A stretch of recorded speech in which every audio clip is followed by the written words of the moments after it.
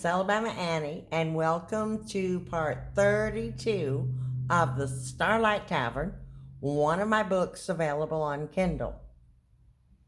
Just to catch you up since it's been a while, when we last left Maggie, she was on the riverbank, talking to the mysterious Aldous Wells. How old are you? I asked as he stood up again. He smiled. Well, how old do you think I am? He asked with his hands on his hips, and I only shook my head because I couldn't tell. I just don't know how old you are, I said as he brushed the dirt from his knees. I'm old enough to know that in time, Maggie, I will tell you all about myself, but for now, I only want you to know that if you ever find yourself in trouble, if that wolf ever shows his teeth, all you have to do is to call my name and I will be there, he said. Then he gathered up the reins of the horse and climbed into the saddle again, tipping his hat to me as he turned to go. You'd best go back to the tavern now. Lenny will be home soon, and the two of you can finally have that talk, he called over his shoulder. As he and Shadow moved along the riverbank and rounded a bend, he disappeared from my view. I shook my head in disbelief. How had he known I wanted to have a talk with Lenny?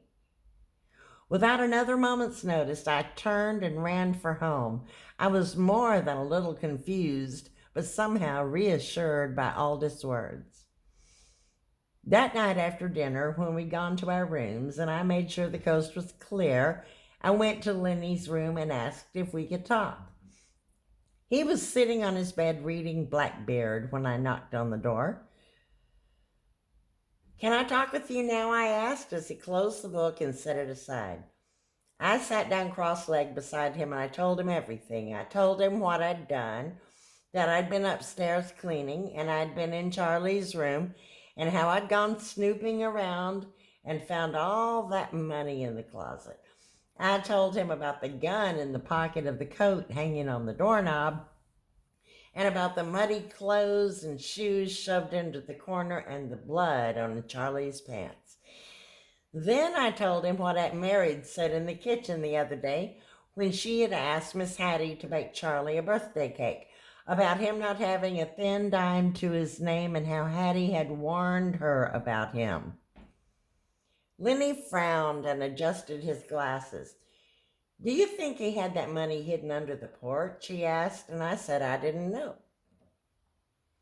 He could have brought it with him when he came here, for all I know, but I don't think so, and I know there was more money in that bag than I've ever seen in my life, Lenny. And why were Charlie's boots and clothes muddy? I asked, reminding him that Charlie never worked outside a single day of his life that I'd ever seen. So he had to get dirty when he went under the porch. You know, Uncle John said that there was broken glass under there, I reminded Lenny. And he said, yes, I was right. He'd heard that too. And I reminded him about the blood on Charlie's pants leg. And why does he have a gun? Lenny asked. These are all good questions too, of course, but just about every grown man I know carries a pistol or has a gun. Heck, Aunt Mary always has that pistol in her apron pocket. And Mr. Harvey and Uncle John have guns too. So maybe he just carries one like everybody else. Later, when I lay in bed that night, I thought that Aunt Mary had a secret too.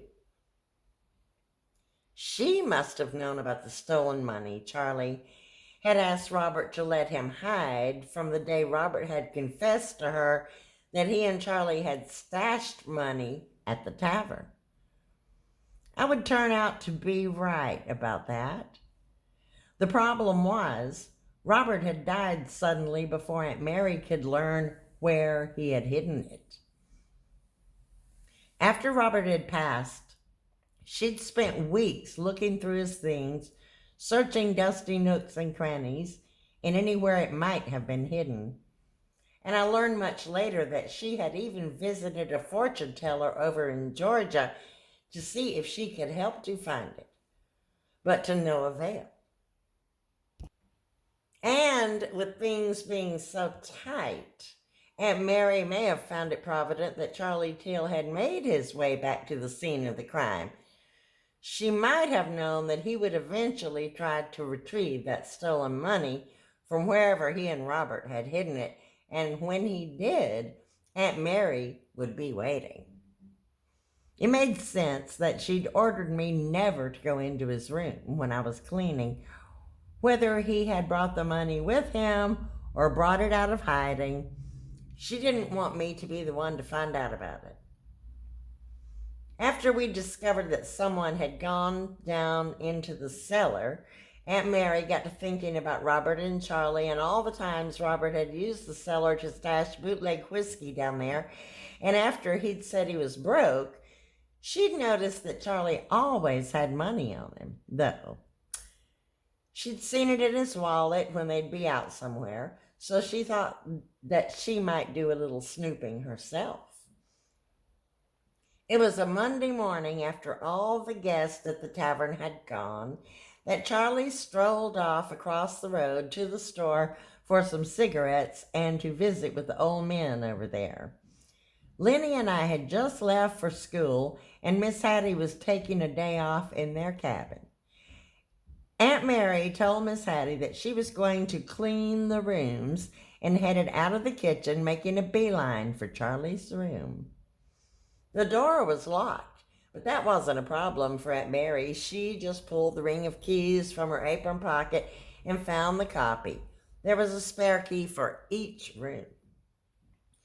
She unlocked the door and went in, appalled by the mess she found. The room was filthy. Clothes and old newspapers lay everywhere, and the room reeked with stale cigars and whiskey. She began a search, looking under things and through drawers, finally moving on to the closet, where she rummaged around until she found what she thought she might. Her heart raced as she pulled the dirty leather bag from the back of the space in the closet, looking inside it to see stacks of money. She shoved a lock of her hair out of her eyes and laughed to herself. "You old son of a bitch," she exclaimed, hauling the bag out of the closet and out the door to the hall. As she was going, she almost tripped over a shoe, and she kicked the shoe aside hurriedly and locked the door behind her again. She tossed the bag of money into her laundry basket, whistling as she moved into one of the unmade rooms nearby, busying herself with stripping a bed just as she heard someone coming down the hall, and it was Charlie. He paused in the door of the room. "Think I'll grab a nap," he muttered as she smiled at him. "Don't mind me, baby. I'm just doing a little cleaning," she'd said as Charlie went into his room and closed the door behind him. She heard the bed springs squeak and knew that he was down for the count.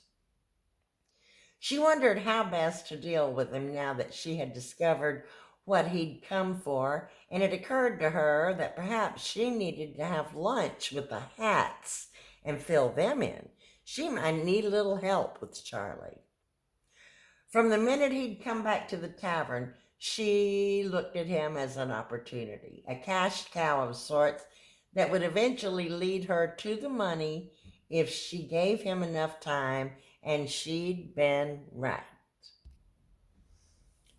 Aunt Mary finished her work upstairs and went down to the parlor, listening for anything or anyone, but it was quiet. She guessed Miss Hattie was at home napping herself, and she knew Uncle John would be at Harvey's on the porch, so she ran around to the hall closet with the basket and went inside. She closed the door to the closet behind her.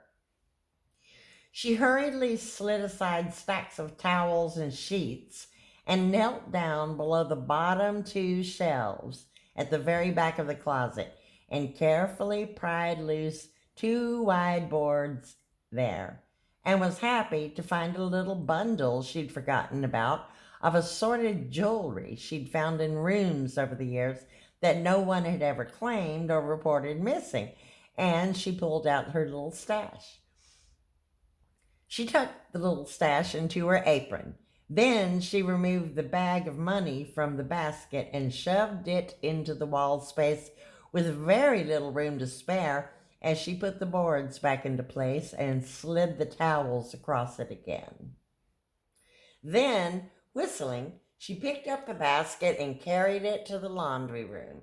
She went to get cleaned up and dressed.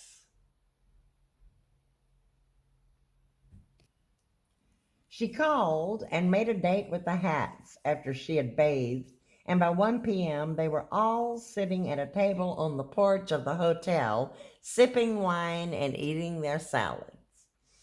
She filled them all in on the discovery of the money in Charlie's closet and said she might need their help if Charlie didn't agree to leave or wouldn't cooperate.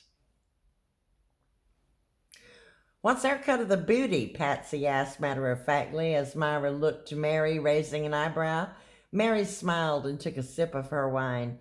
"Enough to make you happy," she said with a wink as they toasted the moment. Charlie woke up from his nap and decided he'd take a shower and pull some clothes and socks from his closet.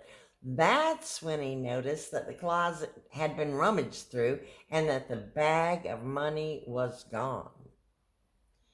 He frantically dug through the pile of clothes, but the bag wasn't anywhere, and all hell broke loose about that time when we got home from school. We could hear Aunt Mary and Charlie yelling before we ever climbed the steps to the porch.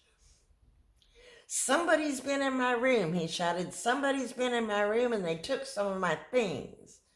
As we stepped in, Uncle John and Harvey came in behind us. "What's all this yelling about?" Harvey asked as Hetty smirked and said, "Ask King Charlie there." "What did they take?" Mary asked, looking toward Lenny and I knew I might be in trouble, but I hadn't taken a thing when I'd been snooping that day. "A bag of mine with some important papers in it," he said, and I had to give it to him. He'd chosen his words carefully. It was important paper, all right, several thousand of it. Then Charlie turned to look straight at me. "I'll bet it was that little snoop right there," he said, taking a step forward. "Did you go into my room?" he asked as I shook my head. "I didn't mess with your room," I said in my own defense, and I was proud of myself because I hadn't lied.